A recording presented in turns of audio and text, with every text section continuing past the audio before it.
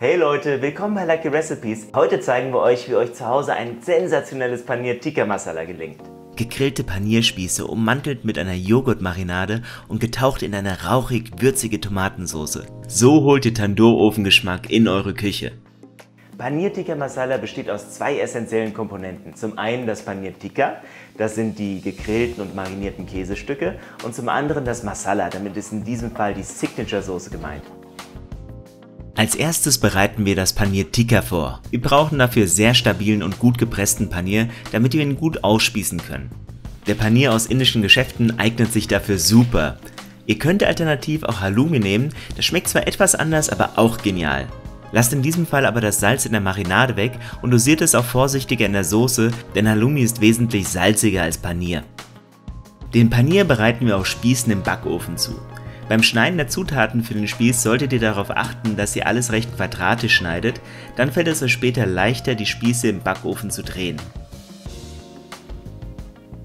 Für unseren Spieß schneiden wir uns außerdem noch eine grüne Paprika. Sie hat einen herrlich frischen, dezent bitteren Geschmack, der sehr gut zu unserer tomatigen Soße passt.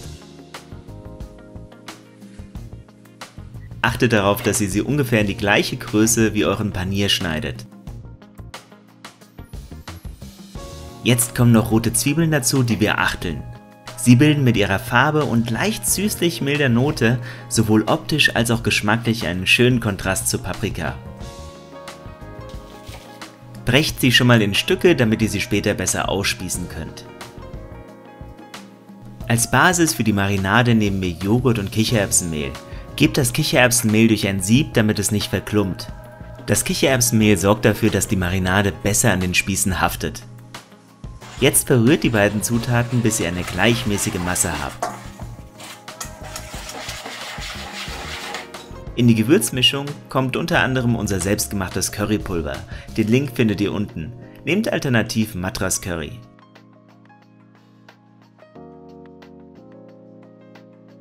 Den besonderen Kick in der Marinade geben Kala Namak und Senföl. Solltet ihr kein Senföl finden, funktioniert auch ein anderes hocherhitzbares Öl.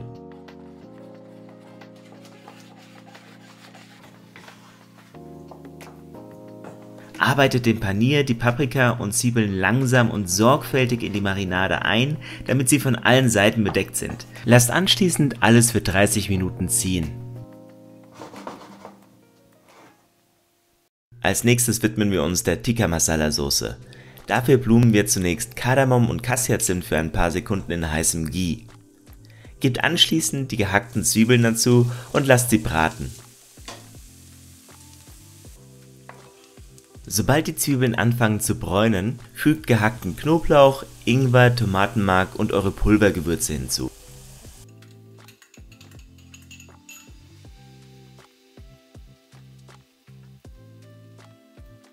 Lasst alles braten, bis der Knoblauch und der Ingwer nicht mehr roh riechen.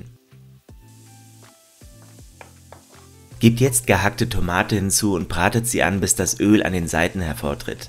Wir mögen unsere Tikka Masala Soße gern fruchtig-würzig mit einer verlockend roten Farbe. Durch die Betonung der Tomaten hebt sich die Soße trotz ähnlicher Zutaten vom Butter Masala ab.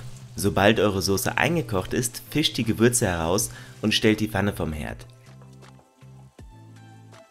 Lasst die Soße kurz abkühlen und püriert sie dann mit 300 ml Wasser ganz fein. Wer es noch feiner haben will, kann die Soße auch durch ein Sieb passieren.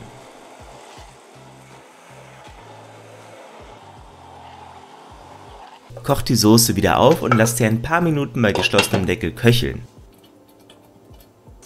Jetzt könnt ihr sie abschmecken. In Restaurants kommt häufig Sahne zum Einsatz, aber probiert es stattdessen mal mit Cashewmus. Ihr könnt es entweder fertig kaufen oder ihr macht es selbst wie wir, indem ihr einfach Cashews in heißem Wasser einweicht und anschließend mit einem Schuss Wasser püriert. Die Cashewmus gibt der Soße eine leicht nussig-cremige Qualität und balanciert die Säure der Tomaten aus.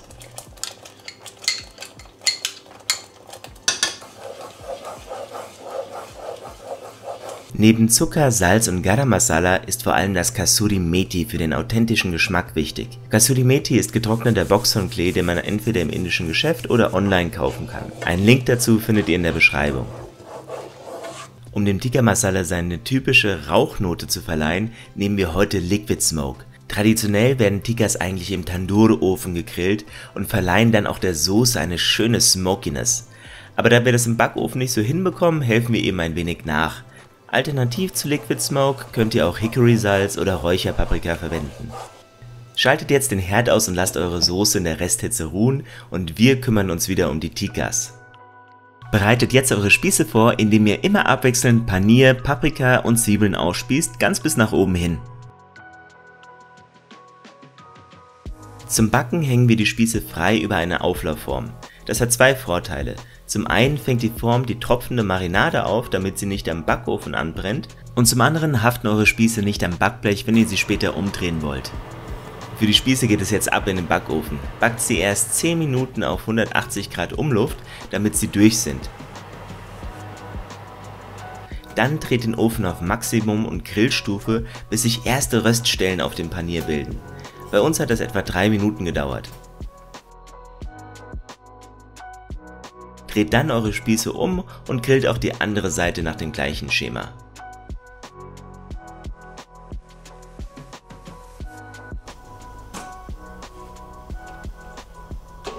Bleibt am besten die ganze Zeit dabei, damit sie euch nicht ankokeln. Dranbleiben solltet ihr auch bei unserem Kanal. Einfach abonnieren und die Glocke aktivieren, um keine leckeren Rezepte mehr zu verpassen. Schaut euch mal an, wie die Tikkas aussehen, wie aus dem Tandoor-Ofen. Jetzt können wir die Spieße in die Soße geben und sie unterheben.